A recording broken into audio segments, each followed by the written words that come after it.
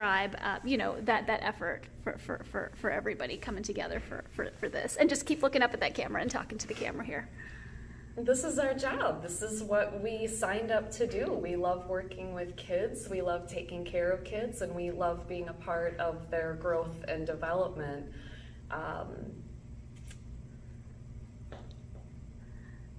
I don't know how to answer that. No, that's it's perfect. Remarkable, and for me, it just feels like this is what we do. This is what we do. That's the best way I can answer that, Catherine. I love that, and the fact that you guys also. This is what you do.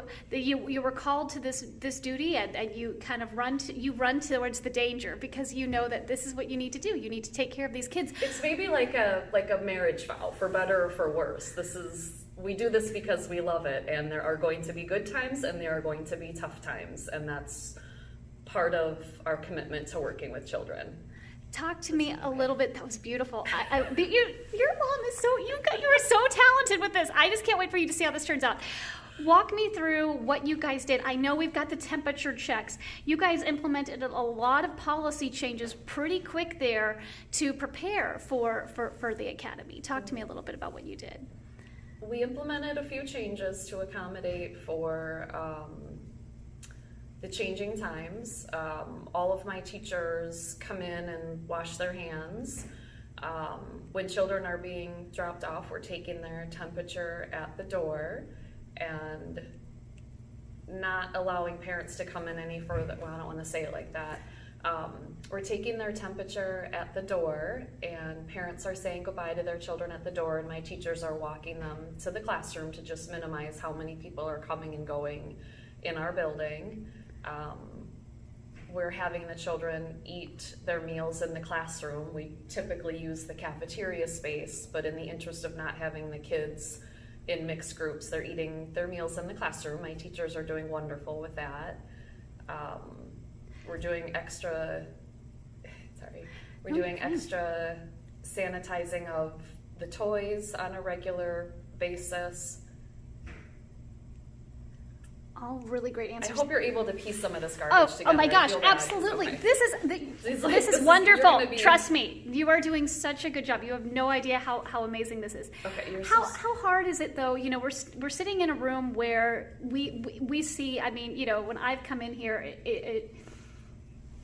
it's a great place for community and everyone and the staff, everybody gets to see each other. Is that hard now, not getting to use this room? Is that challenging to not see the normal activities, right, that kids get to use? Well, I can say that, so the cafeteria space was intentionally built so that we could have a group meal setting for the children. They're served family style, so it's more of a homey kind of feeling.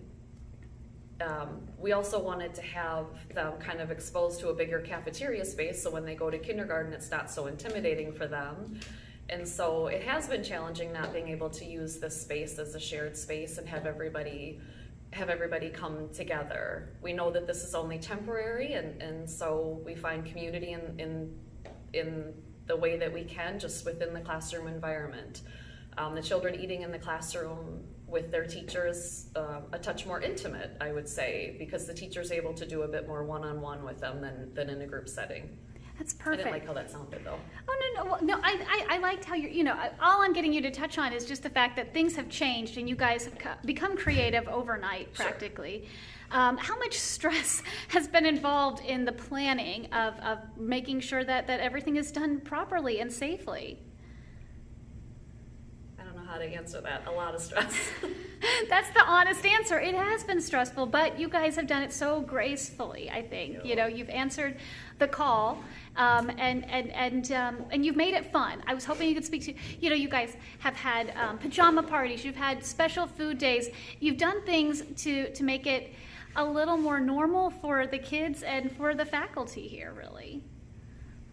Yeah, there was definitely a lot of behind the scenes planning.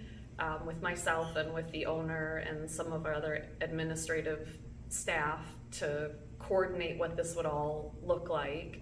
We have definitely tried to do things to make it fun for the kids and for my staff.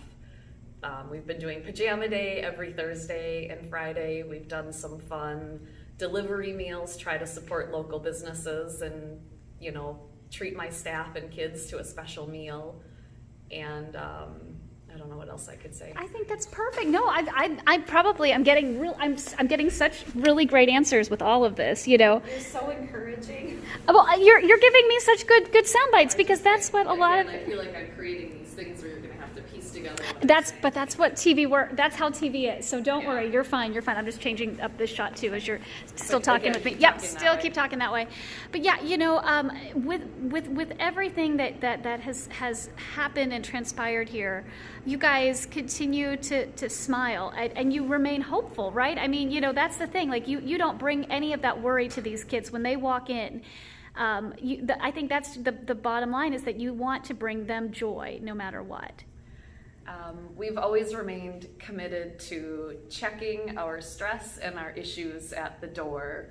For my staff, we've always wanted this to be a place of respite for them where they can come and just be completely absorbed in taking care of the kids and playing with the kids and having fun and leaving those stresses behind.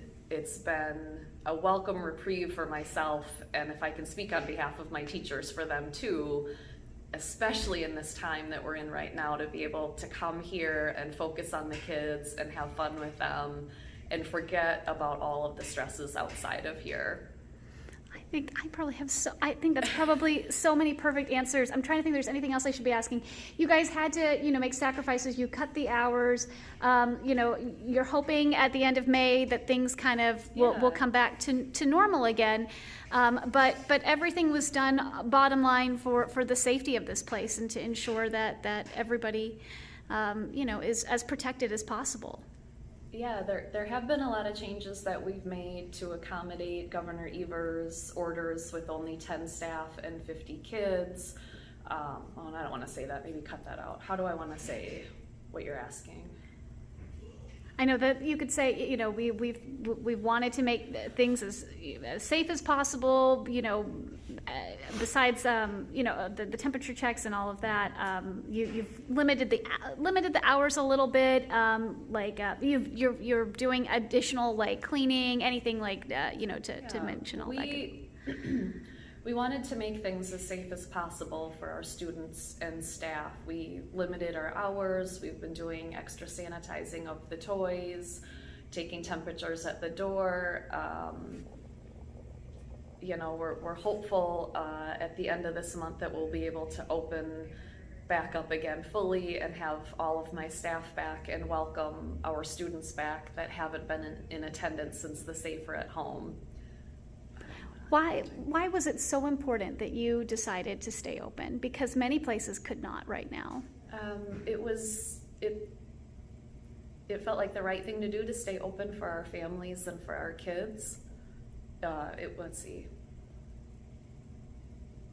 Well, how do I say that? It was important that we stay open because, anyway, it was important that we stay open because our families count on us for childcare. That sounded dumb. How do I say that? I love that, but that's true. They do. They count on us, and you guys serve a lot of, you know, healthcare providers. You know, a lot of people that just could not.